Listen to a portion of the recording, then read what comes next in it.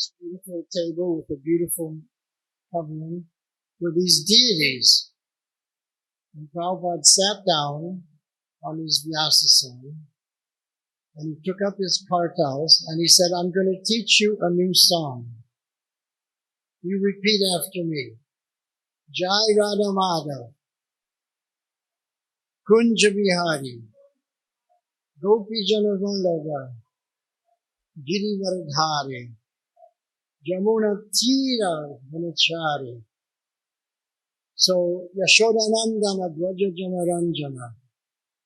So he taught them the song, and then he began singing like this.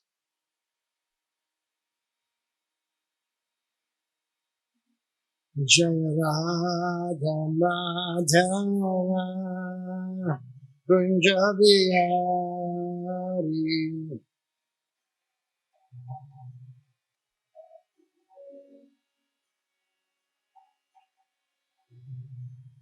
Jaya Radha Madhava Kunja Vihari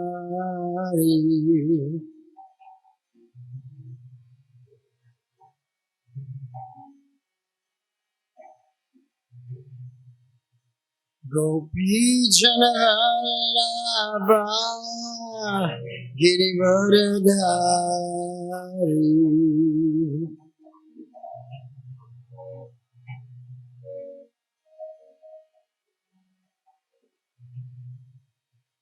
Gopi Jana Vallabha Girivardhari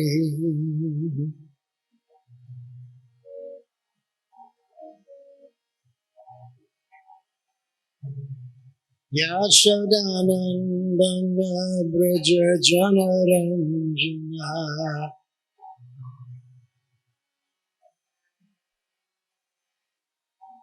Yashodanandana Braja Jana Ranjana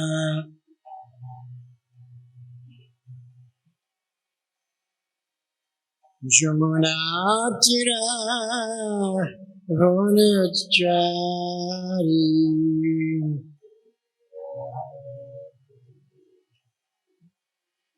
Jamuna Tira Vanachari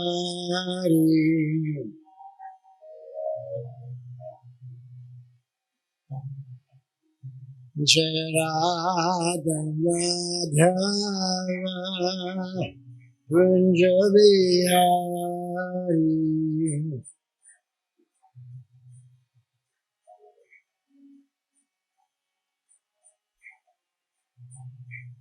Jaya Radha Madhava Kunja Vihari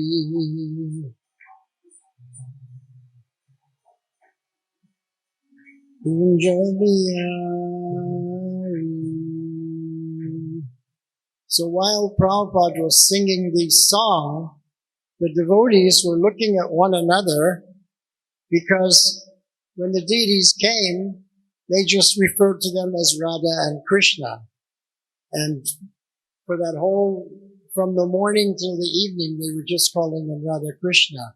And then that evening when Prabhupada sang Jai Radha Madhava, the devotees were talking amongst themselves, oh, these are the names of these deities, Radha and Madhava.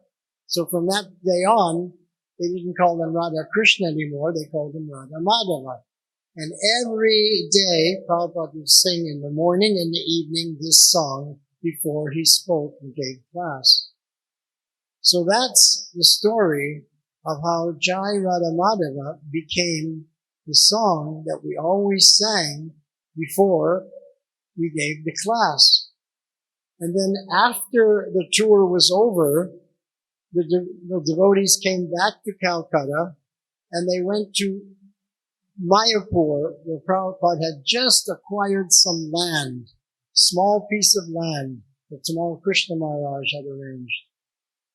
And so the deities, Radha and Madhava, were also in a bamboo hut with a thatched roof, and they would, the thatched roof there was a curtain, and the devotees would sleep in one side, and Prabhupada and Radha Madhav would be in another side. So anyway, when the temple was finally built, these Radha Madhav deities were on the altar. And then later on, we got the large Radha Madhav deities and the ISKCON. But these little Radha Madhav murtis were there all along, and they're still there in Mayapur. So from Gorakhpur to Calcutta, to the beginning of Mayapur, now to the grand temple, these deities were Sri Sri Radha Madhava. And they got that name because Prabhupada sang Jai Radha Madhava for the very first time in that month in Gorakhpur on his first tour of the World Sankirtan Party. Hare Krishna. Now you know the story, how this Radha Madhava was begun and has continued on as a regular procedure in every ISKCON center around the world before anyone gives a talk or a class. So if you ever go to Mayapur, you see the big Radha Madhava ISKCON, but if you look very closely in front of them, there's these small murtis, Radha Madhava. Sorry? Well, but, so what's the question is from Dinabandhu Prabhu, that weren't those deities stolen? So the story is that in 77, beginning of 77, I was there at the time in Mayapur.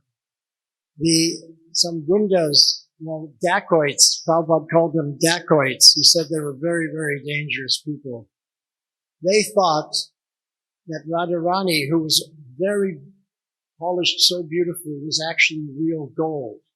And in those days, our temple was known as the Sai Mandir, the temple of the foreigners. And they, in their mind, the foreigners were very, very wealthy. So dacoits amongst themselves, they made a plan. We have to steal this murti of gold, and then we become rich, we'll be millionaires. So they devised a plan, and they built bombs, Molotov cocktail bombs, and then one night they attacked the temple. And the devotees came running. One devotee was a guard, and he had a rifle. He shot a couple of those. But one brahmachari named Raghava Pandit, he came running out, then he limped because when he was young, he had gotten polio and his right leg was very bad, so he would always limp. He was running to save the deities because the word spread that these dacoits had broken into the temple and to steal the deities. So when the dacoits saw Raghava Pandit running to protect the deities, they threw one of these bombs at him and it exploded in front of him and blew off his right leg. But the other devotee who was a guard at the front gate, he came running with his rifle and shot. So they only escaped with one deity, Radharani. And so the very next day, of course that evening, they took Raghava Pandit to the hospital in Krishnanagar. And then the very next day, a lot of us went, maybe about 6 of us went to that hospital to see Raghava Pandit. And there was Bhakti Charu Maharaj and a few senior devotees. They were on either side. So I was standing at the foot of the bed, and you could very easily see the outline of Raghava Pandit's body under the blanket. His full body, and then just one leg. The rest was completely flat. The leg was blown off completely. So the first thing that Bhakti Charu Maharaj said to him, he says, "Are you all right? Are you okay?" We were concerned. for his health and his well-being. But all he could think about was the preaching. He said, look, I had so many programs to do. So many Namhatas are depending on me. How are we going to take care of them? It's all he was talking about, the preaching and how to take care of the Namhata devotees that he was cultivating. So I was standing there at the end of the bed and I was thinking to myself, pure devotee. He's not concerned with his body at all. All he's concerned with is spreading the mission of Srila Prabhupada and Chaitanya Mahaprabhu. And within that year, I think it was a year later at the Mayapur festival. Actually, I'm not really sure when it was exactly. But because Raghava Pandit had sacrificed so much, that GBC decided to give him sannyas. So he became Bhakti Raghava Swami Maharaj. So that's the story of how he took sannyas. And so, but then an all points bulletin was sent to all the police chokis in the Mayapur and Navadvip and Krishnanagar areas. And they contacted the superintendent of police to track down where is our Radharani. And so finally, after some time had passed, one group of police across the Jalangi River on the side where Bhaktivinoda Thakur's place, Sirabi Kunj, on that side, they found one Kachabari, means a very poor structure where people were living. But there they found that Radharani deity, with her arm cut off and leg cut off. They were cutting the pieces to take them to Calcutta, thinking they were gold. So those people were arrested. Then the devotees arranged to have another Radharani come and take the place of this Radharani. This Radharani sacrificed herself to save the devotees. So another Radharani was fashioned very similar to this Radharani. And so that's Radha Madhava now in our temple. So that's the full story. But Dinabandhu wanted all the details because he's focused and fixed on knowing all these intimate pastimes of the Lord and of the Lord's devotees. So at that time, I was doing traveling Sankirtan. I was living in Mayapur. I had come to Vrindavan in 1975. I had been in Los Angeles Temple in 1975. I had been in the London Temple in 1973, where I met Srila Prabhupada at the Rath Yatra for the first personal meeting. Of course, I met Prabhupada through his books. In 1969, I got a Back to Godhead magazine, so that was my first experience with Srila Prabhupada's writings. And I saw my first Harinam party. This was in Vancouver, Canada, 1969, the spring of 1969.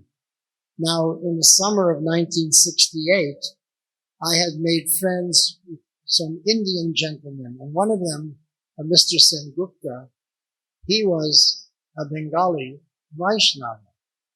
And he would tell me all these very interesting things about Bengal. And one of the things he told me was that in Bengal, the Vaishnavas go out, they shave their head, and they go out playing drums and cymbals, and they chant mantras. And it was very interesting. So he invited me to his home one evening, and I came, knocked on the door. He invited me in. We sat in the front room, and his wife was in the kitchen. She kind of waved. And then while we were speaking, his wife came out with a tray, walked past us into another room, put the tray on a table, and started ringing the bell. Now, I didn't know what she was doing at that time, but now I realized she was making an offering. So that was the first time I took prasad. So it was a very nice evening. And then Mr. Sengupta said it was a Friday evening. So on Sunday, he said, on Friday, he said, on Sunday, our Indian community, we gather at a place and we have a little temple. Would you like to come? So I thought, okay, it's a new experience. I had already purchased a Bhagavad-Gita, a small Bhagavad-Gita by Christopher Isherwood. There's no purports, just translations. I didn't understand anything, but the name Krishna was there. So I remembered the name Krishna. So that Sunday morning at 11 o'clock, I came to that place, walked up the stairs, opened the door, and there was a small room, and at the front of the room there was a little stage about 12 inches high. And sitting on that stage was a harmonium player and a singer, a drummer and a kartal player. And they were chanting. So I realized I had come late because the program was already in session. So one thing I noticed, it was beautiful. I'd never heard music like that before. And it was so wonderful. And I noticed that they were repeating the same words over and over again, although I didn't know what the words were. This was a language I didn't understand, but I focused very carefully and powerfully to find out what those words were, because it was repeated over and over again. And then those words were Hare Krishna, Krishna Krishna, Hare Hare, Hare Rama, Rama Rama, Hare Hare. And when that mantra manifested itself in my mind, in my consciousness, all of a sudden a wave of emotion came over my body and tears came to my eyes. And I was shocked. I was thinking, why is this music affecting me this way? And I was looking at the other people and they're all smiling and normal. And I'm here all emotional with tears in my eyes. Of course, years later, I realized that it was a reawakening of the Mahamantra that I had been chanting in a previous lifetime. Because we all come to Krishna consciousness life after life. It takes many lifetimes before you finally go back to Godhead. Anyway, so that was that experience. So in the spring, I was walking downtown and I heard ching, ching, ching, ching, ching, ching. I turned the corner and there was ISKCON devotees. First time I'd seen them chanting the Mahamantra. So I stopped and I thought, oh, these are the Vaishnavas that Mr. Sengupta told me about. So I was listening to it. And then one devotee came up to me and offered me a Back to Godhead magazine. I took it, gave him a donation. I took it home. That was my first experience with Prabhupada's mission and Prabhupada's books and hearing the Mahamantra like that. So a year later, I went to London because I had been born in London and my mother had emigrated to Canada when I was a young boy, so I got educated in Canada. But then I wanted to go back to London, where I was born, just to experience what that was like. So one day I was walking down in the middle of the Oxford Street in downtown London, and I heard ching, ching, ching, ching, ching, ching. I turned the corner, and there was another Harinam Sankirtan party. I said, oh, they're here too. So I remember one of them was a brahmachari named Mahavishnu. And Mahavishnu, he spoke to me, invited me to come to the temple. So in 1972, I first came to the temple. So from 69 to 72, 3 years, I was so interested in yoga, but I was searching for a guru. So I would go to different yoga centers and hear different gurus. So I was going here, wasn't satisfied, go to there, go to there. So while I was in London, I had taken up, because of the books that I had been reading, because besides Prabhupada's Back to Godhead magazine, which is the first thing I got, I was also reading the autobiography of the yogi, Be Here Now, and different books by different yogis. And now I was taking up Kundalini yoga. It's Kundalini yoga by one yogi named Narayanananda Swami. And the whole idea was to raise the Kundalini through the different chakras up to the Brahmarandra to experience enlightenment. So I was doing that, following this Ashtanga yoga path, very austere lifestyle. And we were doing breath of fire. It was all based on breathing. Pranayama, just, different kinds of pranayama. And all I would eat for 2 months was medjool dates. I would take a bite of dates and take a little milk, chew them together, and that's all I ate for months. Very austere, and doing all these asanas and pranayama, trying to raise the Kundalini Shakti. And I was reading a book by Narayanananda Swami. And then I got to the last chapter, and in the last paragraph of the last chapter, the Swami wrote, there are other methods to raise the Kundalini and experience enlightenment. And the other methods were japa and kirtan. So I'm thinking, why am I doing all this heavy austerity? Let me just go to the Hare Krishna Center and do some kirtan. So I met some devotees. We went to the Hare Krishna Center in Sevenbury Place. And it was very interesting. The very first time I arrived, it was just before the evening arti. It must have been about 6:15 or 6:30. And the devotees were doing Tulsi Kirtan, offering to Tulsi and then dancing around Tulsi. So I was, here I am at Ashtanga Yogi, and I'm thinking, well, this is very interesting. Never seen anything like this before. And then one devotee, Jai Hari Prabhu, he came in with a very famous British actor, Peter Sellers.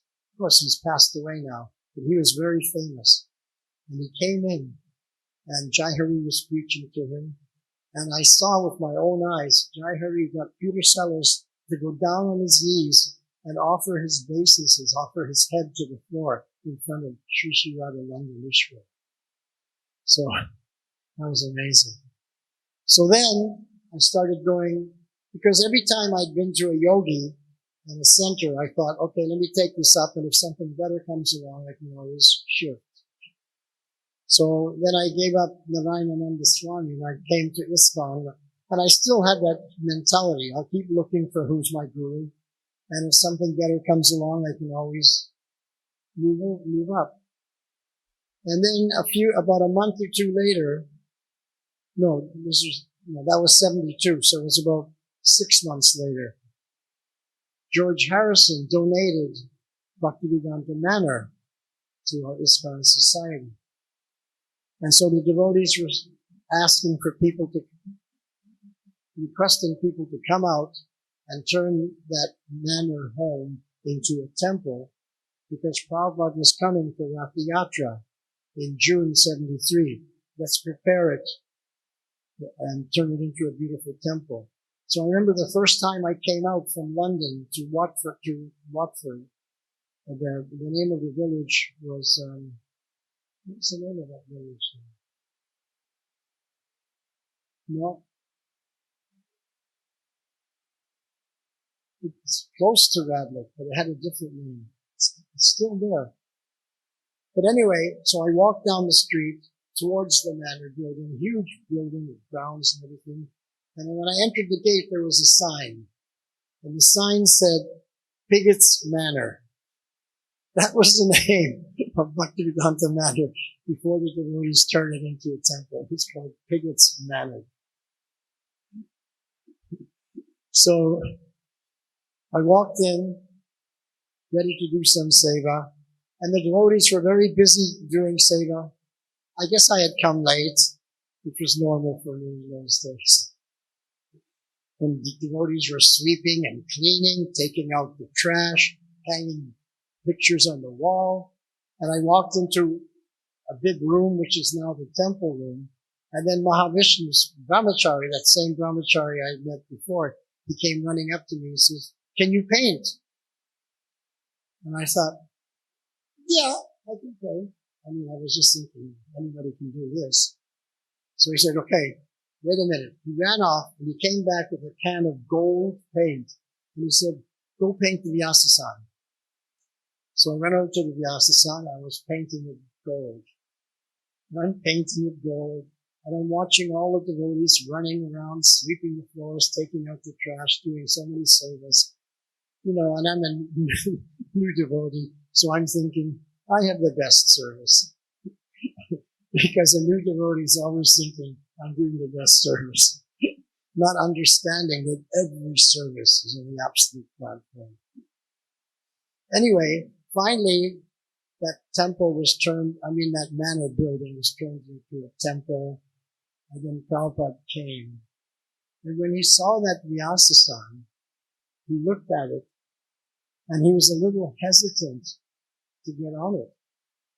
So the devotees asked, "Sri Prabhupada, this is your Vyasa-san." "Really?" He said, "Who is it for?"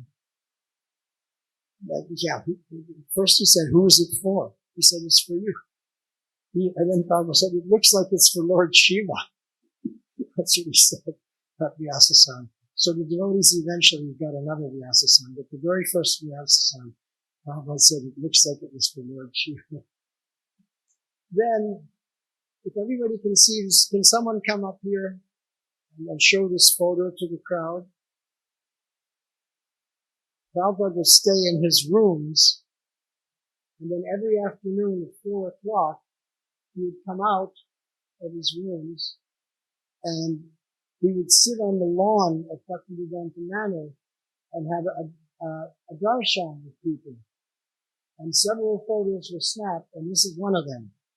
So this is summer of 73, summer of 73 at Bhakti-yoga Manor, just after we got it.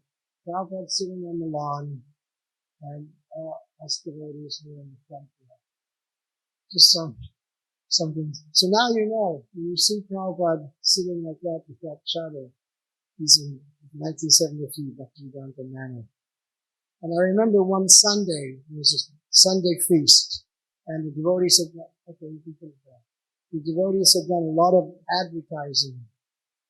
And so Prabhupada's room was packed with guests, all kinds of guests. And we were all there too. And people were asking questions. But there were some hippies there also. And they were not so much asking questions, but they were challenging Prabhupada. So I was quite disturbed by their challenging mood. I became a little upset. Prabhupada was perfectly grave. He didn't change his demeanor the whole time. But I couldn't tolerate their challenging me. So I turned around and I chastised him. I told him to shut up, stop speaking nonsense. And then I felt very bad. And I put my head down and I looked up at Prabhupada, and he was looking right at me. Very grave. He didn't smile. He didn't acknowledge anything. And I was feeling very small. But at least I was thinking, at least I'm trying to do some seva, protect my spiritual master from these challenging hippies. So then Rath Yatra happened. And that Rath Yatra was the first Rath Yatra that I had experienced, like a real Paka Rath Yatra. Started off in Marble Arch, went down, it's Oxford Street, down to Piccadilly Circus, then turned down, I picked up the names of the streets now, I used to know them. Anyway, Piccadilly Circus, and then to the Haymarket, and then to a big Trafalgar Square, where they had set up a huge festival. So anyway, at the beginning of the Rath Yatra, Prabhupada came, and he decided he wouldn't ride on the chariot. Prabhupada always rode on the chariot. Now, one time a devotee was asking questions of everybody. He asked, why did Prabhupada always ride on the Subhadra Maharani's cart? Why did he never ride on Jagannath's cart or Baladeva's cart? And nobody knew the answer. Even the Swamis didn't know the answer. So I raised my hand and I made a suggestion. He said, it's probably because Prabhupada's taking a very humble position with Subhadra Maharani, who is a devotee of Lord Krishna and Bhagavan. And Sudarshan Chakra is also on that cart, and he's protecting the devotees, so Prabhupada feels secure on that cart, taking a humble position and feeling protected. And they all loved that answer. And I don't know where that answer came from, it's just Paramatma. Sometimes we experience, as devotees, we sometimes say something that's quite profound, and we don't know where it came from. And that's happened to me many times, and I've asked different devotees, and they've also said they've experienced that. So the conclusion that we came to is that Paramatma sometimes speaks through his devotees. For example, Paramatma was always speaking through Prabhupada. Prabhupada was completely Paramatma realized. He even told us that because the devotees would notice that Prabhupada was regularly reading his own books. So one time Shrutakirti, who was Prabhupada's servant later on, said, Srila Prabhupada, you're always reading your own books. And Prabhupada said to Shrutakirti, I'm reading because Krishna has written this. I'm relishing what Krishna has written. He has dictated and I just spoke it into the dictaphone. But actually, it's all coming from Krishna. So Prabhupada was fully Paramatma realized. But as we're making gradual advancement, Paramatma begins to speak through us because we become the instrument of Krishna.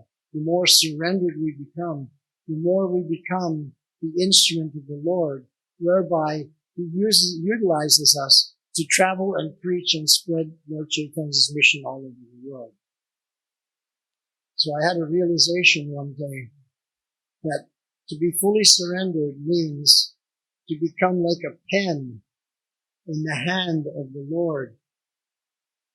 And as he's writing the history of how Krishna consciousness is spread in the material world, on the earth, in Bhumi Mata,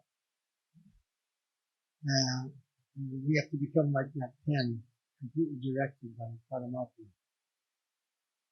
So, anyway, so Prabhupada was in front of the Rath Yatra cart. He decided he didn't want to ride. Rather, he wanted to dance. So, on the top of the cart was Vibhatinandan Swami with a microphone, and there were speakers on the cart and everything. And he led the kirtan, playing the danga, speaking through the microphone. And Prabhupada was on the ground dancing, and a ring of devotees circling Prabhupada as we went down Oxford Street, which is the main street in London. It's the most important street in the most important city in Europe. So, as it normally happens during Rath Yatra, sometimes the devotees get far ahead of the cart. Lord Jagannath slows down his cart. So, at that time, Prabhupada would turn around and he would see, because they were dancing in ecstasy, he would see that Lord Jagannath's cart was a little behind. So then he would stand in one place and he would dance. Prabhupada was dancing like this. Now, we should understand he was in 1973. He was 77 years old, going to be 78 in a few more months. And he was dancing, waiting for the Rath Yatra cart to come closer so they could move together. Now, the English policemen, when they saw Prabhupada stopping to dance, they wanted to keep everything moving. So they called over one devotee. I forget his name now. He was a very tall Canadian devotee who was in London at the time. And he said, could you please tell your master, keep moving, keep moving. So he said, okay. And he rejoined the circle. But he never said to Prabhupada. Then a second time, Prabhupada was dancing as we came to Oxford Circus and turned down the road to go to Piccadilly Circus. And again, Prabhupada was ahead of the cart. So he stopped again. And again, the police called over another devotee. He said, could you please tell your master to keep moving? Don't stop. Keep moving. Keep moving. Okay, yes, sir. And of course, no one ever told Prabhupada. Anyway, Prabhupada danced all the way to the festival site, which was in Trafalgar Square. And that must have been maybe 3 or 4 kilometers, easily. I don't know, maybe 5 kilometers. It was a long distance for a 73-year-old Swami to dance in ecstasy like that with his arms raised. And Prabhupada did it the whole way. Then when they came to there's a big plinth in the middle of Trafalgar Square where they have a monument to famous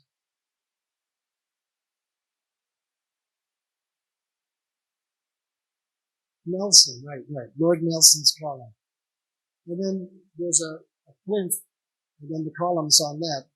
So on that plinth was the Vyasa that I had painted gold, and Prabhupada said, is this for Lord Shiva? Prabhupada came up, sat on that Vyasa and gave a lecture, gave a talk. And the Trafalgar Square was packed with people. There were booths, the devotees were distributing prasad. And I remember preaching to some people, and they said, well, we're into yoga, we're yogis. Well, this is yoga, this is bhakti-yoga. In those days, no one had heard of bhakti-yoga except the devotees of this one. Now everybody knows bhakti-yoga. And then, about one side of the plinth was Prabhupada's Vyasa. He gave a short talk. And on the other side, to Prabhupada's left, was a fire yajna was set up. And there was going to be a Vedic marriage. Vidyavati and Kaushika were going to get married. Prabhupada wanted to demonstrate what is the Vivaha Yajna, the Vedic Vivaha Yajna. So they lit the fire, grains were thrown in, all the svahas. Then they got up, tied the dhoti and sari, walked around. The whole thing right there in Trafalgar Square. That was the Rath Yatra, 1973. Quite amazing. And then back out to the manor, and then deities had arrived from New Delhi, and Prabhupada installed those deities at the manor, and they became known as Radha Gokulananda. And they are such sweet, beautiful deities. I just love those deities. In fact, I spent a lot of time in the London temples, in Berry Place, the Manor, and then Soho Street. And I just love those deities. Shri Shri Radha Landanishwara and Radha Gokulananda. So, those were my pastimes in London.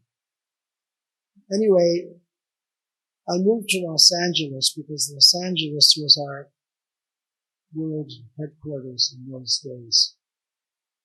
And Prabhupada came many times. He came 4 times to Los Angeles.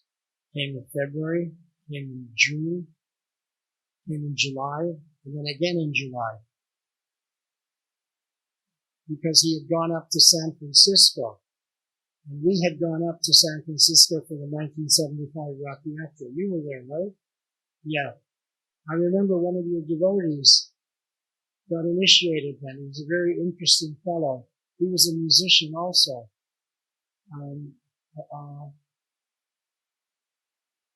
He played the sitar. Anyway, I forget his name. Alambana. Remember Alambana? He's a character. He got a great sense of humor. The last I saw him was in Los Angeles. But anyway, he was there, and Guru Das took sannyas. Remember that? So Prabhupada, this is very interesting. Prabhupada gave the class before the sannyas initiation and all the other initiations that were going to happen then. And he was speaking, so now our Guru Das is going to take sannyas. Guru Das and Jamuna Devi, they were the very early devotees. They had gone to London and opened up the London Center. Then they went to Vrindavan. They opened up the Vrindavan Center. And Jamuna Devi, she's gone off now and opened up her own temple. And she's very, very renounced. And Prabhupada started glorifying Jamuna. Of course, we all know how much Prabhupada loved Jamuna because Prabhupada was the one who said that when he heard Govindam Adi Purusham Tamaham Bhajami, that was sent to him in 1969, a record made in London with Jamuna singing. Prabhupada wrote back to Shyam Sundar and Mukunda, who had sent a letter with that, it was a 45 record. And he said, I'm listening to this every day with tears in my eyes. He loved it. And then in Los Angeles Temple, he said, from now on, this song must be played in every center in ISKCON before the Thakur Darshan, the greeting of the deities in the morning. And so that has become a regular function.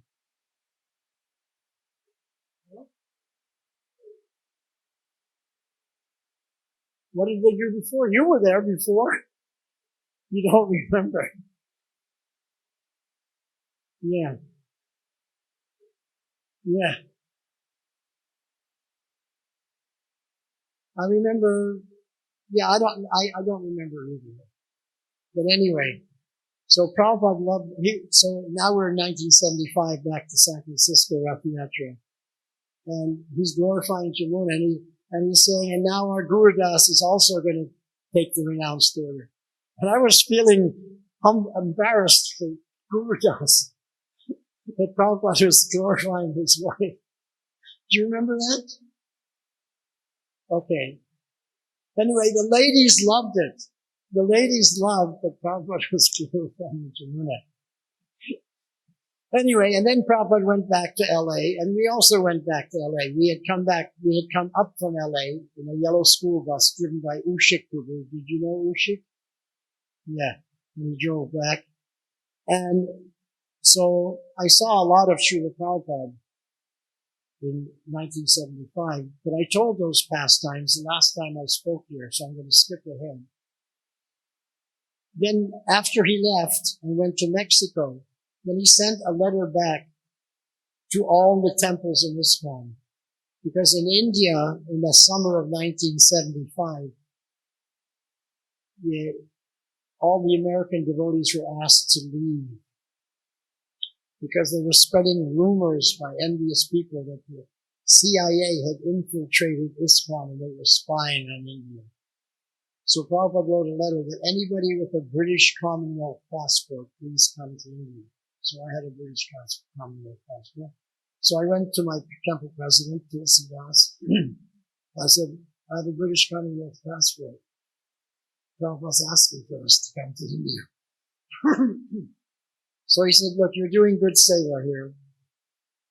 You just stay and get fixed up first. I said, yeah, but Prabhupada's asking for people specifically with British Commonwealth passports because the Americans have to leave. So then he said, well, why don't you just continue your service until Mayapur time? We'll all go together to Mayapur for Gaur Purnima, and you stay here for 6 months. And then I said to him, but Prabhupada's asking for us to come now. He could see that I was not surrendered. In those days, if you weren't surrendered to your temple president, it's considered an aparad. You remember? Because it was like a parampara. The guru, the GBC, the temple president, like that. So then Tulsidas, he said, well, I see that no matter what I say, you've already made up your mind. So I don't want you to commit an offense. So I give you my blessings. So that's how I left to come to India. And I came with Nanda Kumar. Nandakumar and I, we traveled across India to New York. Then I flew to London, and he flew direct to India. I flew to London first. And then I came overland to India in 1975, all by myself, chanting japa all the way. And in those days, British subjects didn't need a visa. That's why Prabhupada was calling for British Commonwealth passports to come. And I remember I traveled all through Asia, Middle East, Iran, Turkey, Iran, Afghanistan, Pakistan, showed my British passport, didn't need a visa. And then came to Wagah border. Came to India. They looked at my passport, stamped it. Those were the days. And the first temple I went to was the Golden Temple, because that was in Amritsar. And then I ended up in Vrindavan. So I came to Vrindavan, and I lived here in this Vrindavan temple. And it was getting very cold around December, and we were staying in that brahmachari ashram in the guest house. But it wasn't as comfortable as it is now. It was freezing. And then on December 3rd, of course, Prabhupada was giving class, giving lectures. We were there for the appearance day of Radha Kund. We all went to Radha Kund to take bath in Radha Kund at midnight. There was a bus. We all went there. And some of the devotees were having a good time. They were running and jumping and splashing. And when Prabhupada heard that, he became very upset that we didn't realize how sanctified Radha Kund was. And he told us that next day, everybody in the temple room, you just take a little water and put it on your head. That's as good as taking full bath. So because I was there, and I heard that directly from Prabhupada, most of the time I just take water and put it in my head. Once or twice I just dipped in and that was it. But because Prabhupada told us like that, I'm trying to be very respectful to Radha Kund. Then on December 3rd, three brahmacharis came to Vrindavan. One came from France, Priti Putra, and two came from Bombay. One was Lokanath brahmachari, an Indian, and the other was Sridhar brahmachari, Canadian.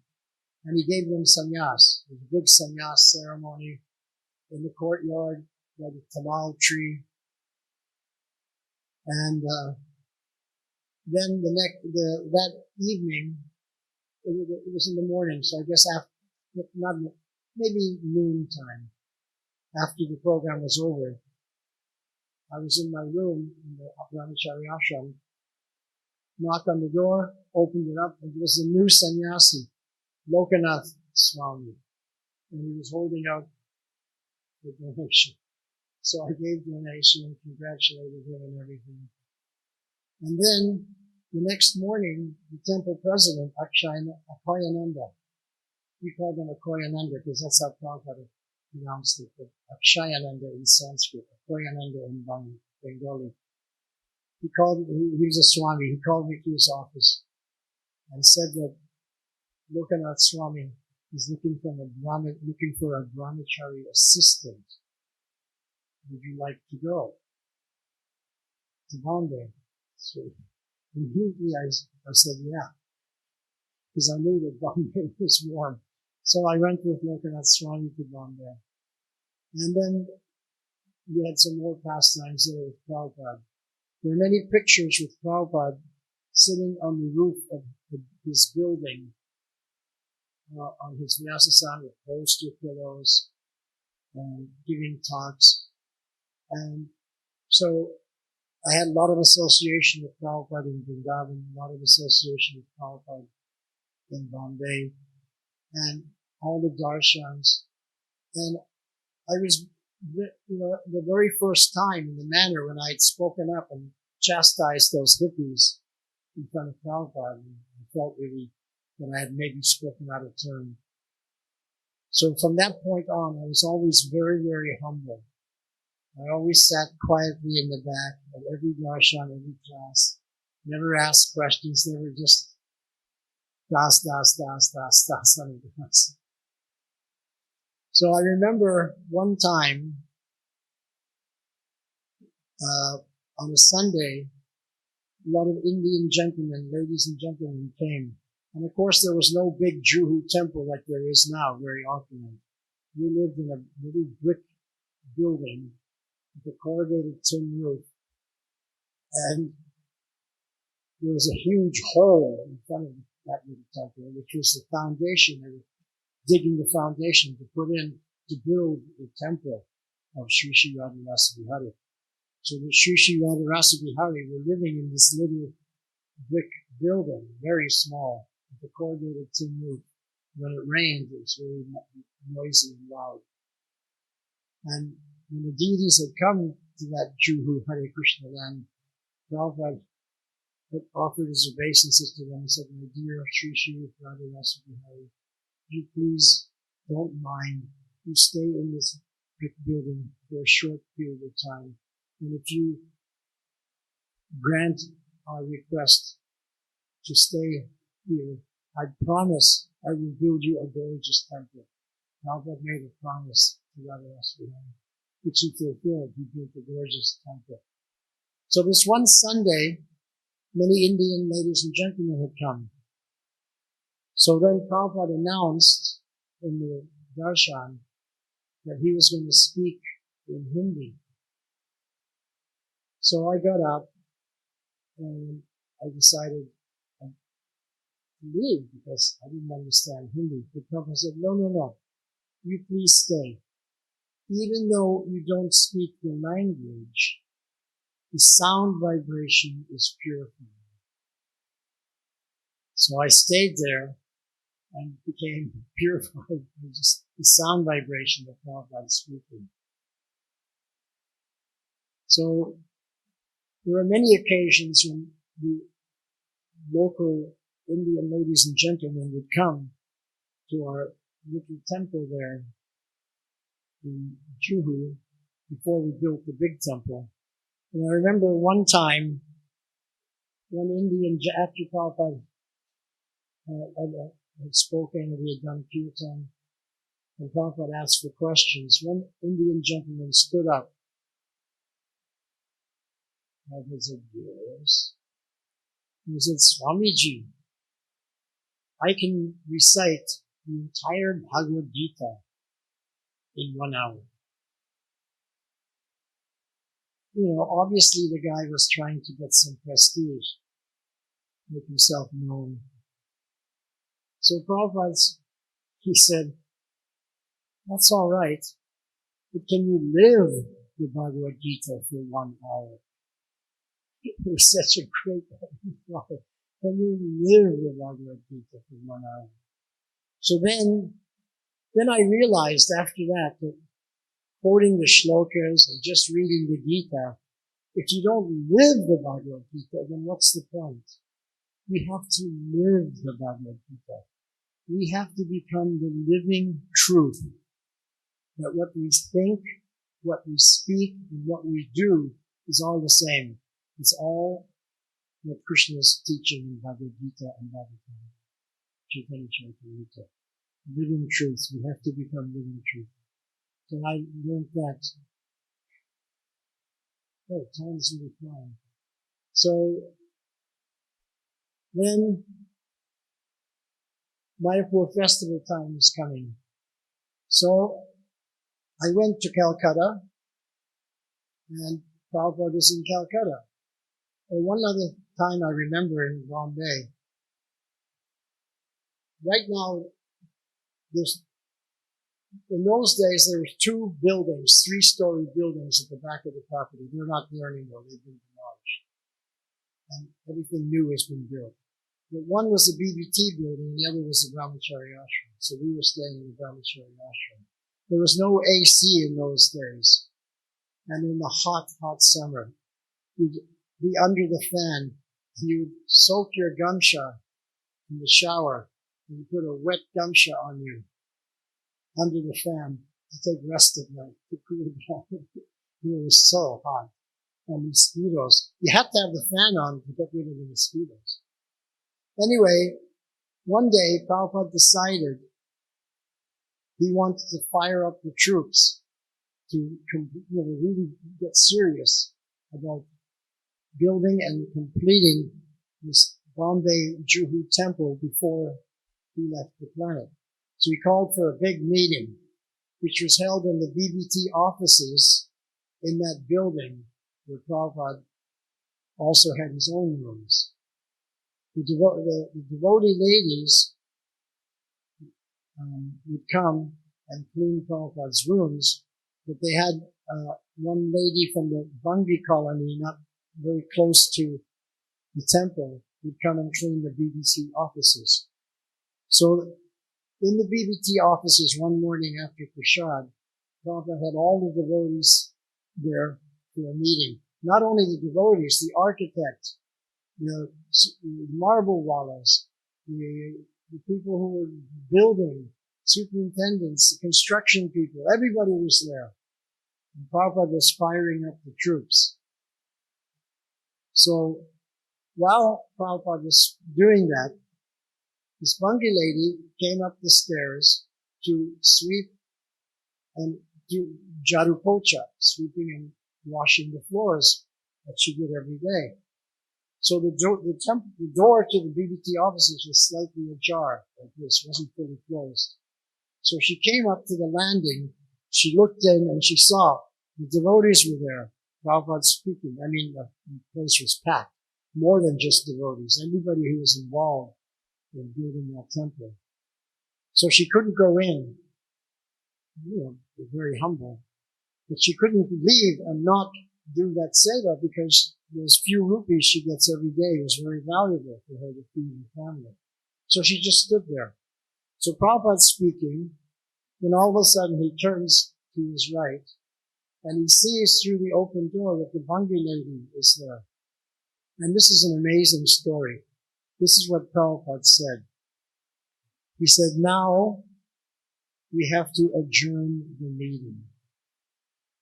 The cleaning lady has come to clean.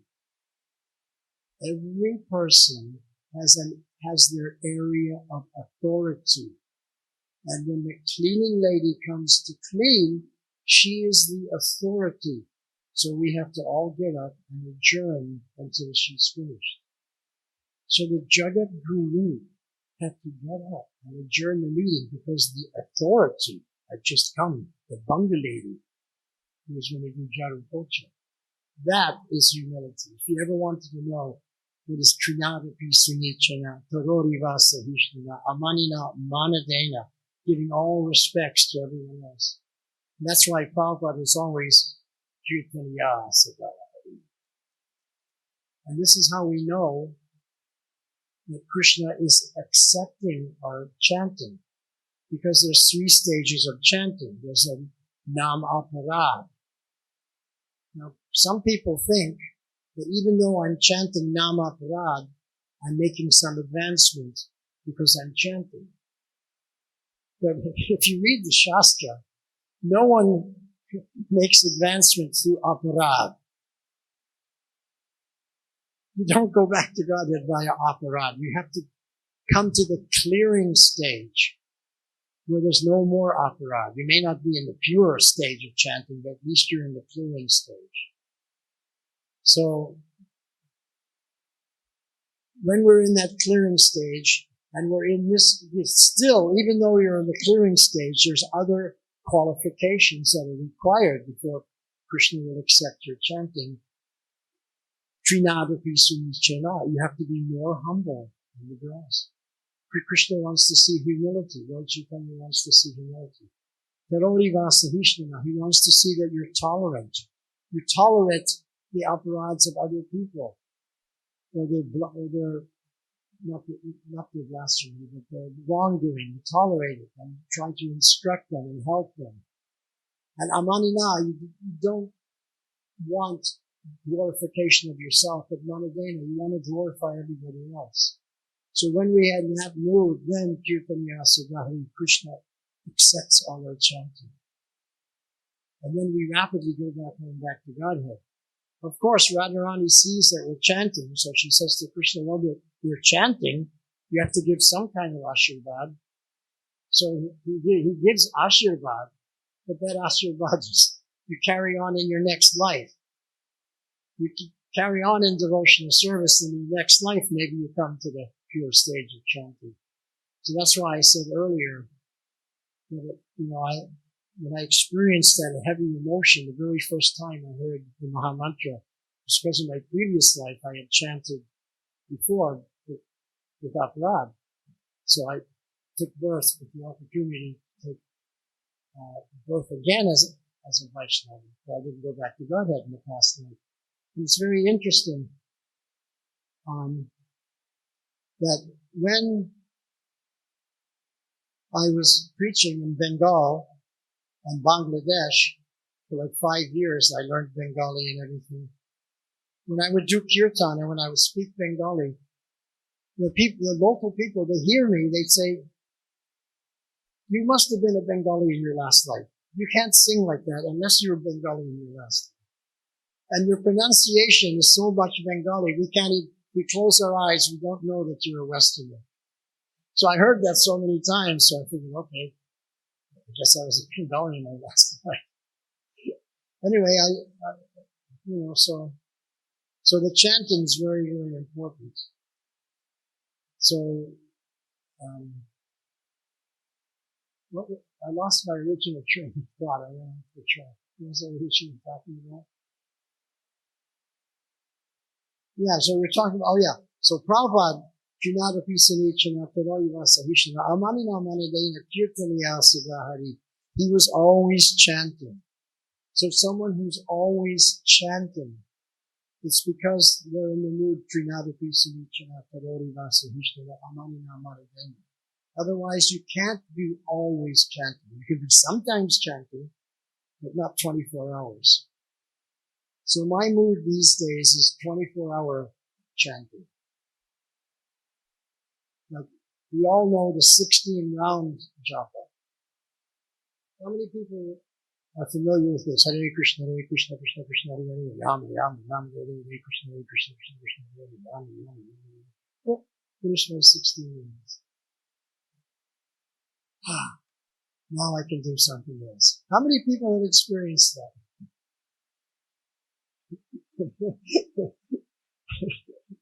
That's okay. So what kind of message are we sending to Krishna and Lord Chaitanya that we're happy that the 16 rounds are done? I don't have to chant anymore. What kind of message am I sending to how much I love the holy name? Think about it. So, of course, we all have service and we can't be chanting japa 24 hours, but there's a better way to stop your 16 rounds. And let me share with you my idea. Finish Hare Krishna, Hare Krishna, Krishna Krishna, Hare Hare, Ram Ram, Ram Ram. Oh, 16 rounds. Close your eyes, my dear Lord, Shri Shri Radha Damodar, my wish today. I finished my 16 rounds. I have some seva I have to do. Please don't mind if I put down the bead bag right now and do some other seva. But I will chant the Mahamantra in my mind. And that's what I do. So that's what I've developed this habit now, that I'm always chanting in my mind. Hare Krishna mantra is going on as much as I can remember to do it. I'm not saying I'm doing it 24 hours, but it's a sadhana that I'm into, where the mind is always going, Hare Krishna, Krishna Krishna, Hare Hare, no matter where I am, where I'm going, what I'm doing. So, Kirtaniya Siddhahari, that's our goal. I remember one time in Bombay also, I was asked to go, Prabhupada was in his rooms, they'd serve prasad, and I would go and pick up his plates. So one time I went at a certain time, and I knew Prabhupada had usually finished eating. And I went, knocked on the door, came in, Prabhupada's plates were there. And I gathered them up, and as I did, Prabhupada came out of his room. And I stood there and looked at him. He looked at me. I'm holding these plates. Immediately I put them down off of my vases and got up. And I said, Hare Krishna. I grabbed the plates and I left. And I was thinking, wow, Hare Krishna. Perfect. So then, okay, so now I was in Calcutta. So we're in Calcutta, 3 Albert Road Temple. Prabhupada's also there. And Prabhupada's giving class. And then in beautiful Radha Govinda deities in Calcutta Temple. Then after the class, Prabhupada, the temple room, you leave the temple room, you go out on a big, huge veranda. And then around the veranda, here, there's a door. You go in the door, and there's another room, and that's Prabhupada's quarters and his bathroom. The devotees would all take prasad on the veranda. So Prabhupada went in his rooms, and the devotees went out on the veranda to take prasad. They put down the leaf plates. In Bengal, you get banana leaf plates, really nice. And they were serving out prasad. And the balconies like this, overlooking the street. So I was sitting on this side here, and the door to Prabhupada's room was right kind of behind me. So while we're taking prasad, I see 3 musicians walking down Albert Road. How do I know they're musicians? One of them's carrying a mridanga, the other one's carrying a harmonium, the other one, I guess he had kartals, I didn't notice. They're walking down the road, and then they stop in front of the temple. They look up, and they see all these foreigner devotees, shaved up, tilak, dhoti kurta, taking prasad. So they stop, and they start doing kirtan. And it was a nice kirtan. They were good. But some devotees started to criticize. Yeah, they're just professional kirtaniers. They're only chanting to get money, name, fame, like that. And then all of a sudden, while the kirtan is going on, the door to Prabhupada's room opens, and one of the servants who was serving Prabhupada comes out, walks past us, goes down the stairs to the street, and we watch him give some rupees to these kirtaniers. They accept it, and they go. And then when he came back, the devotee said, "What are you doing, giving Krishna's money to these professional kirtaniers?" The servant said, "No, it wasn't me. I didn't do it. Prabhupada told me." "Prabhupada told you to give money to them?" "Yeah." "Well, why?" "I don't know." "Well, go ask him." Okay. So he went in the room. We were all waiting there, almost finished prasad, waiting for him to come out. So then a few minutes later, he comes back out. Everybody's looking at him. "What did Prabhupada say?" And I remember this so clearly. Prabhupada said, "Because we have enjoyed their kirtan, therefore we became indebted. Give some rupees, clear the debt." And thereafter, I always remember that. Wherever I went, sometimes in the trains, because in those days, in the 1970s, there was no air-conditioned cars. Everything was what you call third class today. And so people would go by singing, playing, begging, everything. And sometimes people would come by, really good singers, really good players. And I'm sitting there in a train going to some preaching engagement. And because they were really good and I appreciated it, I pull out a rupee and give them a rupee. Because Prabhupada said, if you enjoy your kirtan, you become indebted. Give a rupee, clear the debt. And many years later, I was in Atlanta for a program, and one of my godbrothers was married to an Indian lady. And I told that story, that Prabhupada had said that. And the lady said, "Yes, when I was a child, my mother always used to say that whenever someone does something and you're enjoying and you're benefiting, you have to pay some money to clear the debt." So this is something part of our Chaitanya culture. So we have to know these things. So then we went to Mayapur. And Prabhupada was giving class and talks and everything. And this is the famous, if you've seen, Prabhupada at the end of his class, there would be a kirtan, and Prabhupada would walk around the temple room, Radhamani, and there was bells halfway on either side. Prabhupada would come, ring the bell, stop, and he'd go Parikrama around, and he'd come to the other side, ring the bell, and keep going around like that. It was a ritual. So we were doing like that. And then, after 10 days or so, all the devotees and Prabhupada went to Vrindavan for the Vrindavan festival of Purnima. Some of us Sankirtan devotees, we stayed in Mayapur. In those days, I loved Mayapur. These days, I love Vrindavan. But those days, Mayapur was my place. And I was studying, well, let me tell you first what happened. So we stayed there, and then after the Vrindavan festival and all the Western devotees went back to the West, Prabhupada came back to Vrindavan. So one afternoon, Prabhupada, after lunch, he usually took rest. And when you read the Sri Chaitanya Charitamrita, you see that Lord Chaitanya also, after lunch, he also took rest. So Prabhupada also did that. So at 4 o'clock, Prabhupada usually would be up and wanting to do something. One afternoon at 4 o'clock, Prabhupada came out of his rooms and he wanted to have a look at how the Mayapur project was developing. This was in 1976, March. So all the word spread, Prabhupada's going on the property. So we all gathered, we were walking. And Bhavananda at that time was a sannyasi. He was explaining to Prabhupada, this is what we're doing here, this is that, and explaining everything. Prabhupada was walking along up to the front gate, and then he turned, made a left turn, and going down to the building where they now serve free meals to the hungry people, Food for Life. But in those days, in 1976, that building was where the devotees took prasad.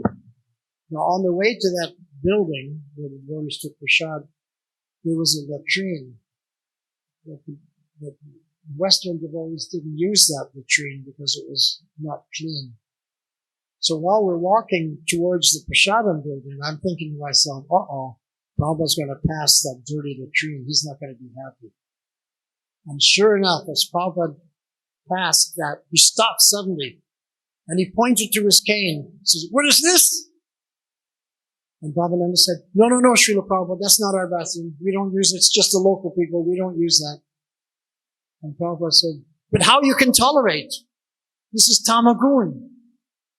If you don't clean it up, it means you're in harmony with tamagun. Because if we were in sattvagun, you couldn't tolerate it for a minute and you'd have to clean it up." And that's where I learned how we're in harmony with the gunas by our behavior. I learned many things from Prabhupada that weren't in the class and wasn't in the books. It was directly from him on a morning walk or in a darshan or something like that, or in a class. So, yeah, that was that. Then Prabhupada wanted to go to the Ganga. So he went out the gate, crossed the Bhakti-Siddhanta Marg, went down, because it had been built up, through a few rice paddies to the Ganga. Then the little Ganga and everything. And then Prabhupada, as we were walking back, and we came to where you have to climb up to go to Bhakti-Siddhanta Road, Prabhupada reached out and took Bhavananda's arm for assistance.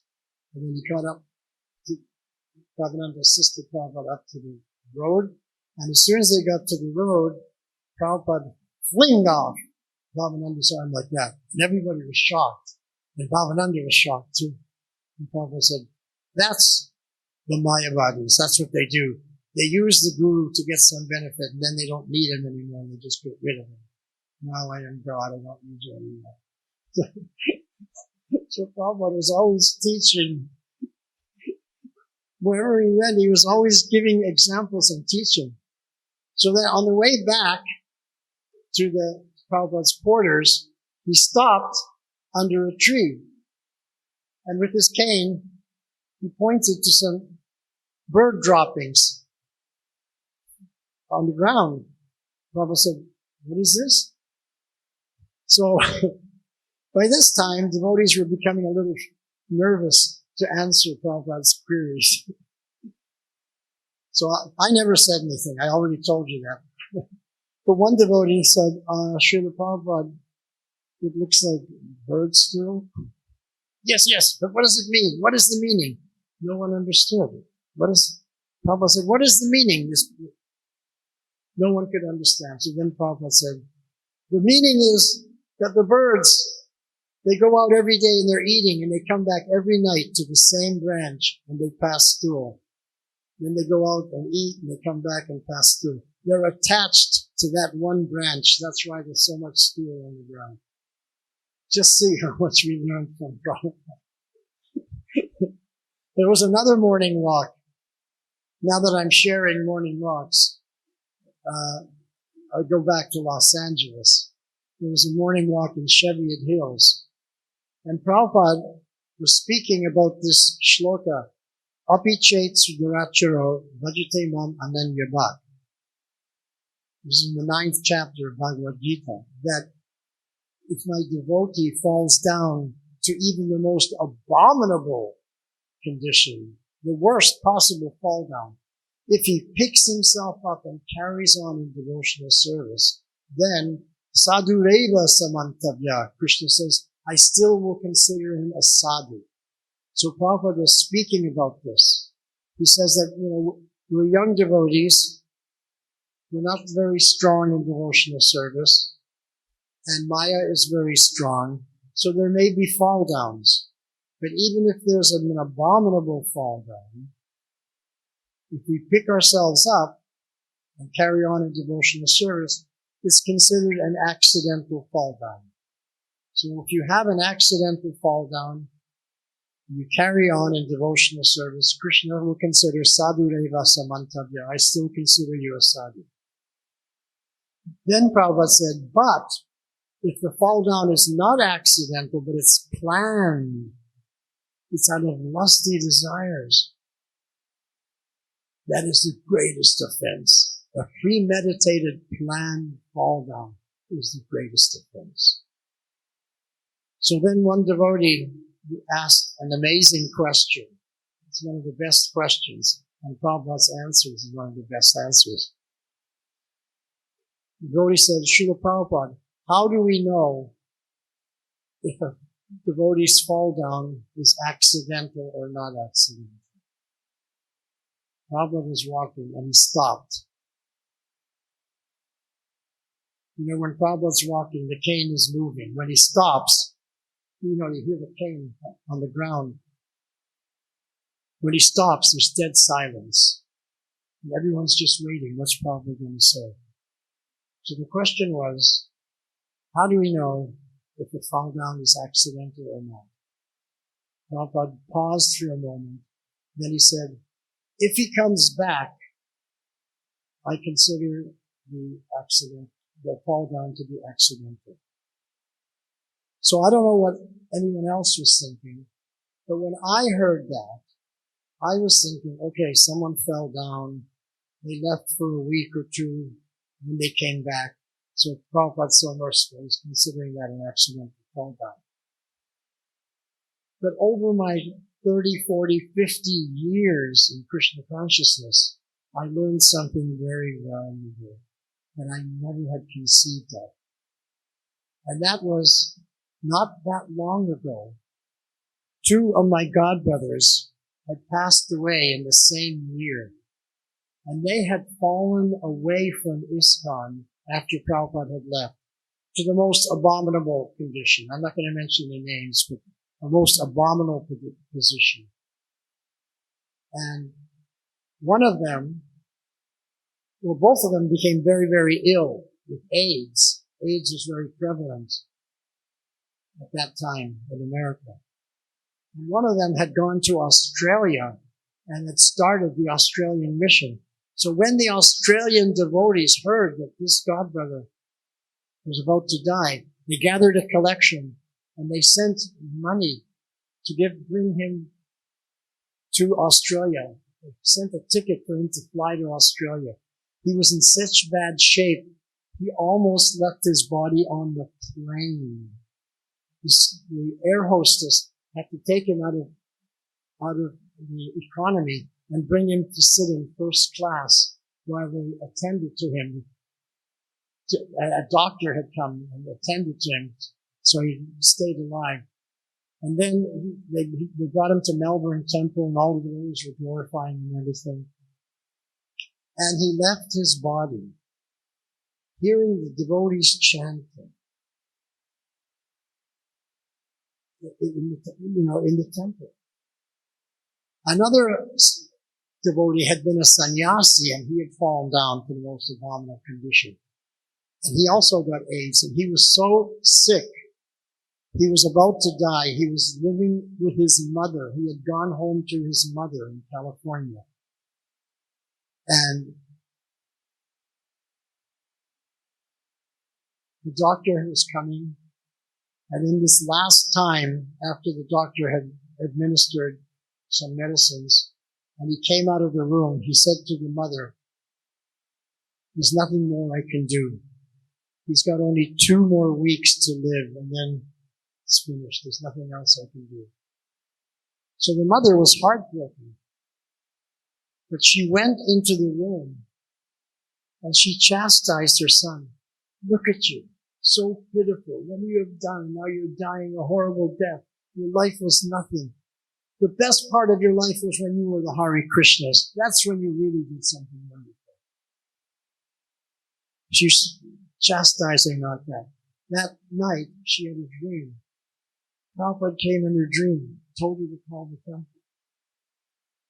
She looked in the phone book, International Society for Krishna Consciousness, Los Angeles, California. She called up. Someone answered, "Hello. Yes, this is Mrs. So-and-so. I'm the mother of so-and-so Swami from your group. He's about to die.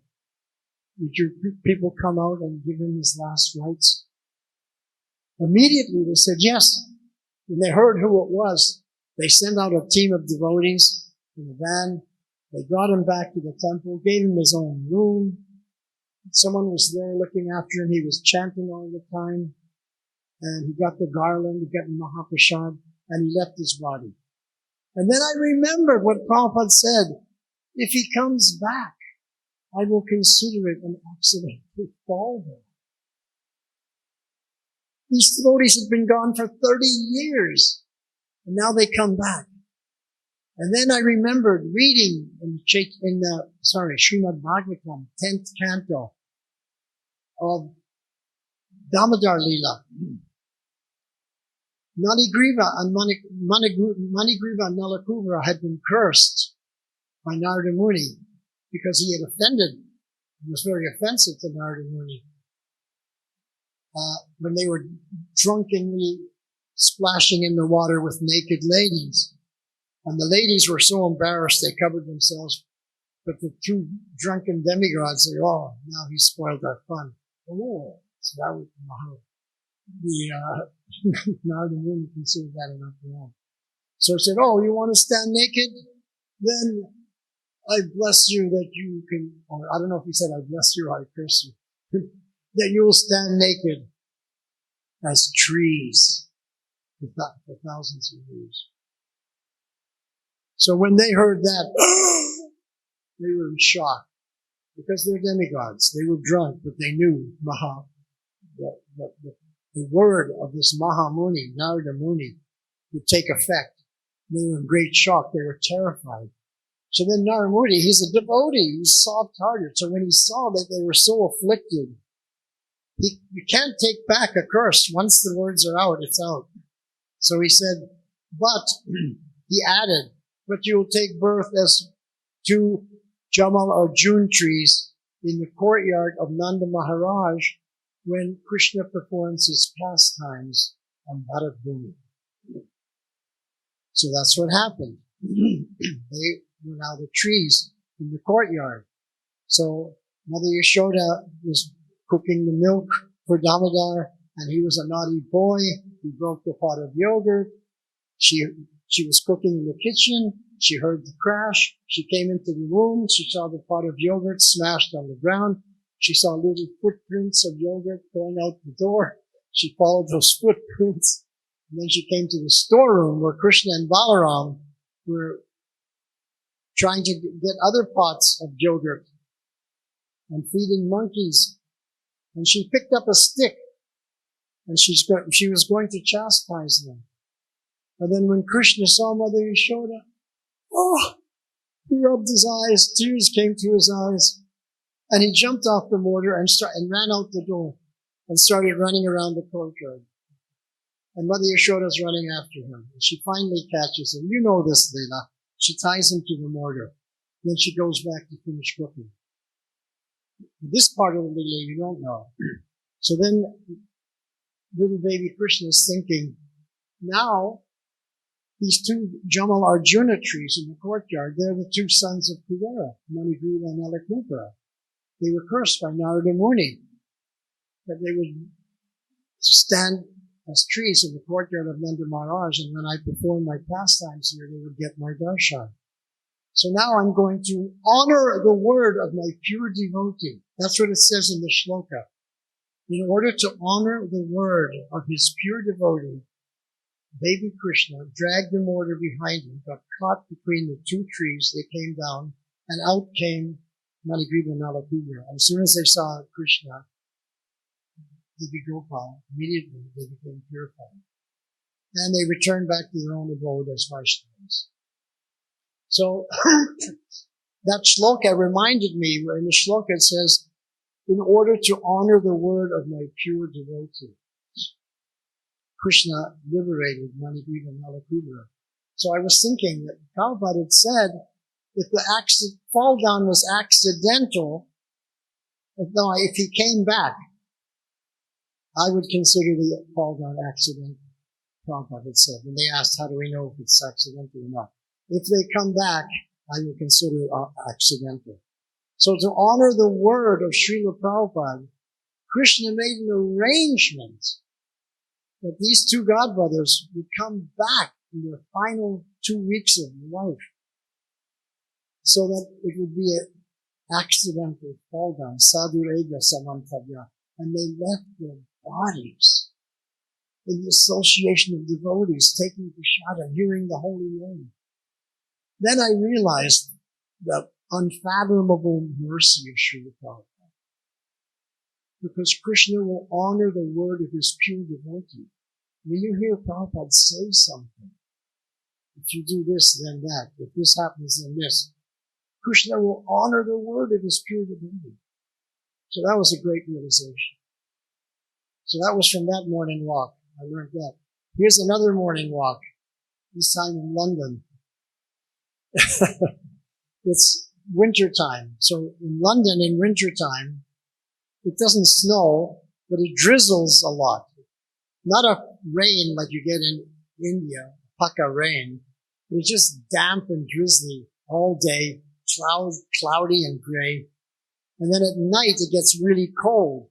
So there's little puddles of water on the ground. And they freeze overnight, so you get little ice patches. So Prabhupada would always take his morning walk, 6 a.m. 6 a.m., morning walk. So this morning in the winter, it's very cold. Prabhupada's got his overcoat on and his hat. And they're going to Regent's Park. Very nice park.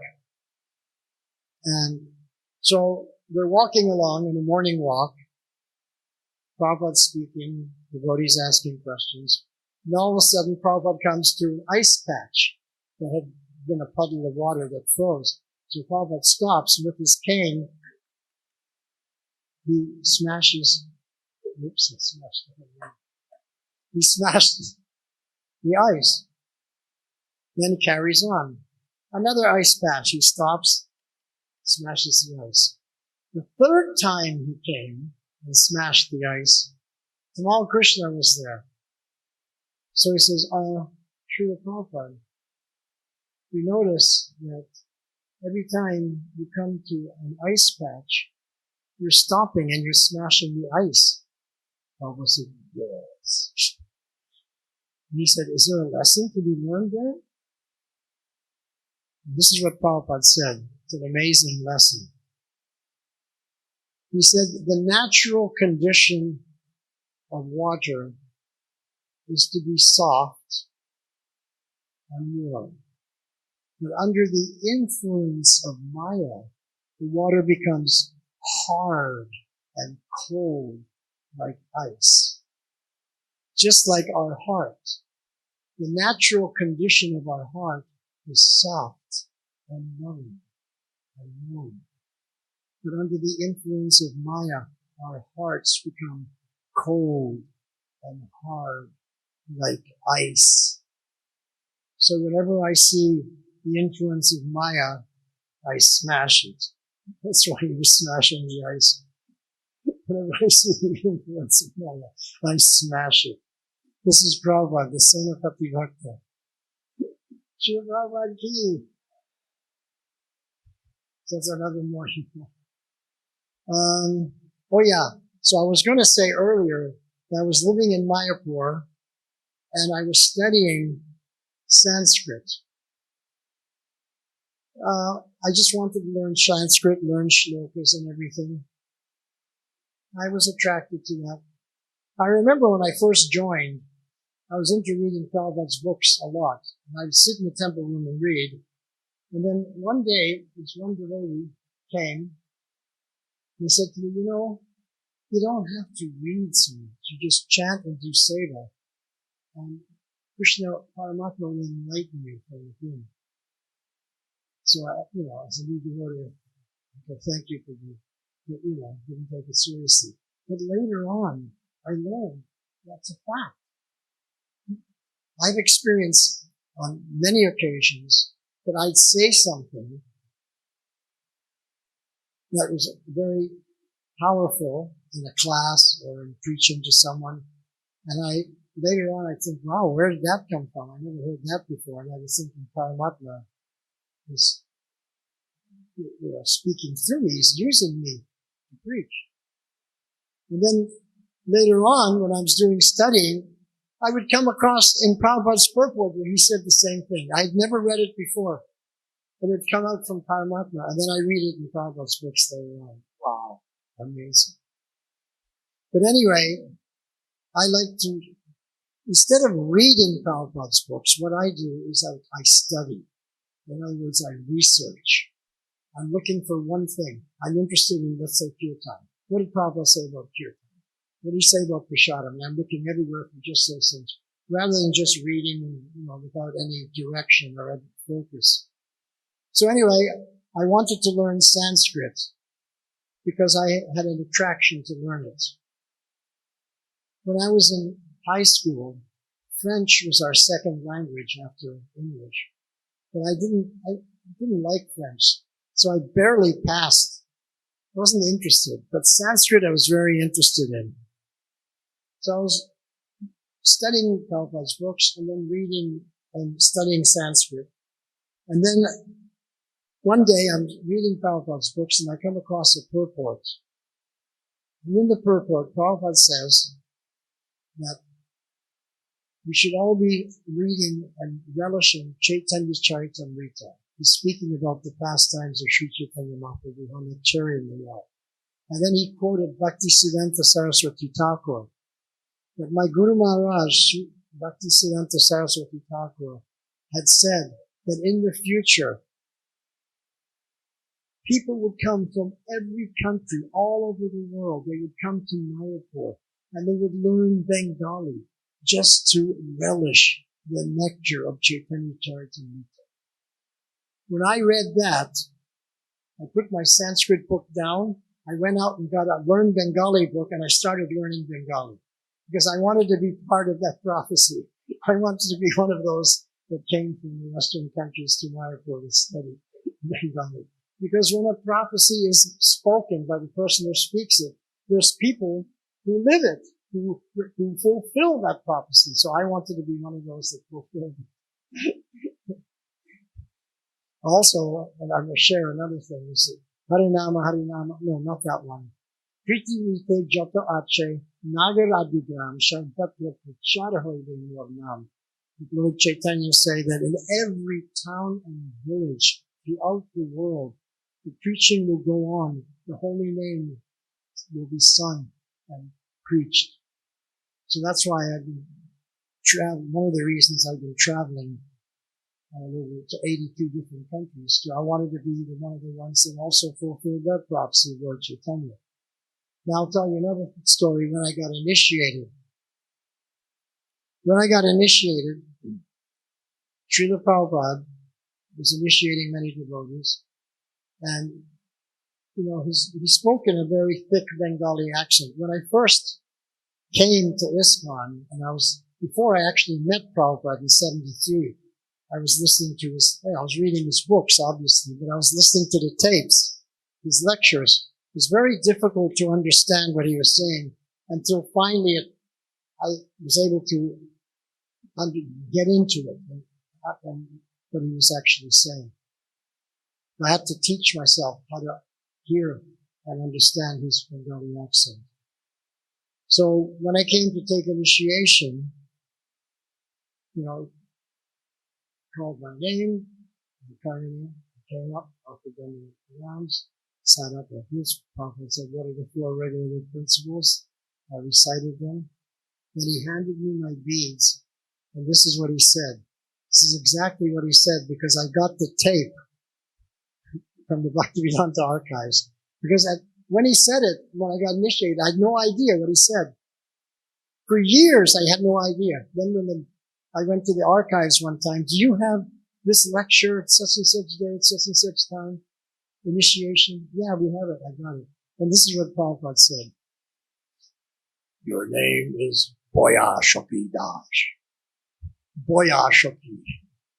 Then he said, Vaiyasaki means Shukdev Goswami's another name. So that's when I realized Vaiyasaki Das is another name of Sukadev Goswami.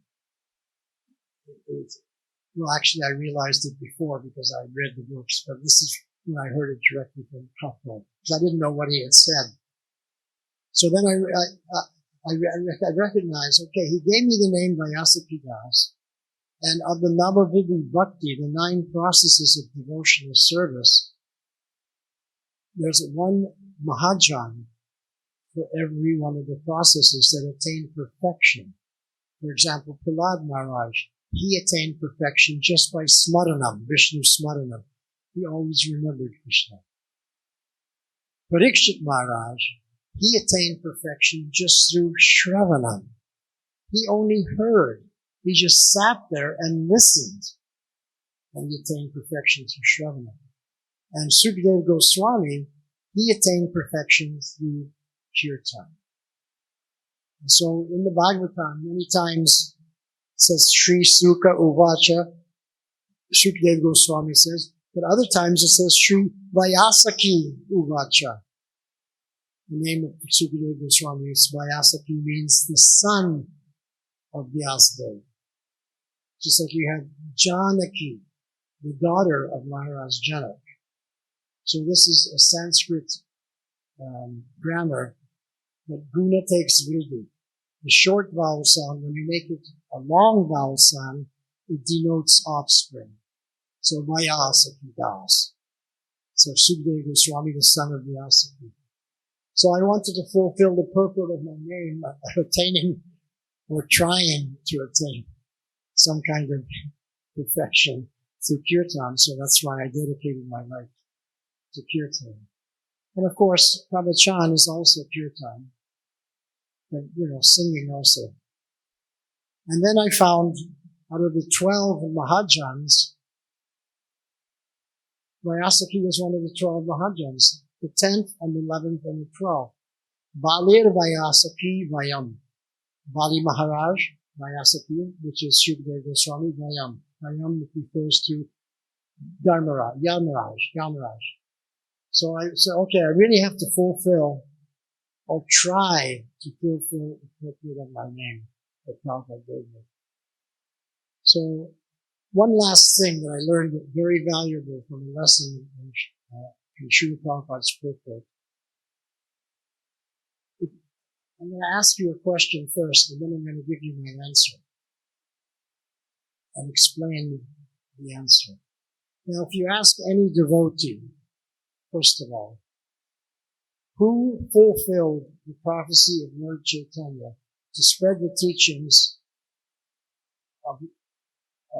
to spread the holy name and the teachings of Shastra, Parampara, all over the world? Who was the person who fulfilled that prophecy? What would you answer? Everyone says Prabhupada, right? Everyone says Prabhupada, correct? But Prabhupada doesn't say that. We don't have the same answer as Prabhupada. And when I saw that purport in the Chaitanya Charitamrita, I was shocked. Because Prabhupada says, here, he's quoting the reference, here, Lord Chaitanya makes a prophecy that the holy names will be spread to every town and village in the world. And now, in our lifetime, we have seen this prophecy become true. And it has been fulfilled by His Divine Grace, Bhaktisiddhanta Saraswati Thakur, who was preaching all over the world through his disciples. So Prabhupada gave the credit to his Guru Maharaj. He didn't say, I fulfilled it. He said, my Guru Maharaj fulfilled it. And Prabhupada explains that if he had not taken initiation, then he wouldn't have gotten that instruction. He wouldn't have been ordered or instructed to do that. So it's only because he came to the Guru initiated him, and the Guru instructed him. Therefore, whatever was done was by the mercy of the Guru. So the Guru fulfilled the prophecy of Lord Chaitanya. And then in another purport, Prabhupada explains how everything a disciple does is by the mercy of Guru. It's only by the Guru Kripa. And Prabhupada said in this other purport that within the instruction of the spiritual master is the empowerment to fulfill that instruction. So even though we may think a particular instruction our Guru gives us is impossible, within that impossible instruction is the empowerment to fulfill the instruction if we try to fulfill it. And that's what Prabhupada did. He believed that. So even though everyone in Gaudiya Math thought it's impossible that Lord Chaitanya's mission was spread to every town and village, the holy names, because 3 sannyasis from the Gaudiya Math have tried. It's now 500 years later. Priti Vite Jata Acha, they were thinking maybe Priti Vite means just India. Maybe the rest of the world doesn't count. But Prabhupada, this is what he said. He said, because Lord Chaitanya is God, and because he said that the holy names will be spread all over the 3 worlds, all over the whole world, therefore it must happen. Therefore it means that if I go to these Western countries, there are people waiting to receive the holy name. I just have to go there and give it, and it will be received, and this is where the holy name will be spread throughout the world. He had that understanding, that faith, where no other Gaudiya Math sannyasi had. And that's why he, even in the ill health, at an elderly age and in very ill health, Prabhupada boarded a boat, well, it was a ship, to sail to America.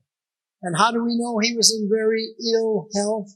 Because he had 2 heart attacks on that boat, on that ship. And nobody in good health has heart attacks. Let's realize that. He was not in good health. So even though everyone else in the Gaudiya Math thought it was impossible, the 3 sannyasis had come back and said it's impossible. The Westerners will never take to this. Prabhupada had said impossible is a word in a fool's dictionary. He always knew that. So he went and fulfilled it. And within that instruction was the empowerment to fulfill it.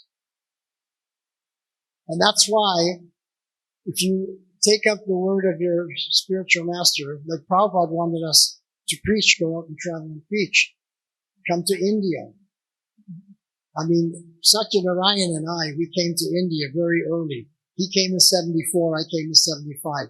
Then the two of us traveled and preached all over India. Then the two of us traveled all over Southeast Asia. We went to Muslim countries. We went to everywhere. And within that order was the empowerment. We did so well. We were able to distribute so many books because within the order of the Guru was the empowerment to fulfill that order, to distribute my books. Anyway, I have a lot more to say, but it's getting late and I'm doing the Dhammaparastakam tonight. So if you want to hear Dhammaparastakam, I'll be chanting. So, what time do you have? 25 after? Yeah, so I think I'll adjourn now. Thank you so much, everyone, for coming. Srila Prabhupada ki jai.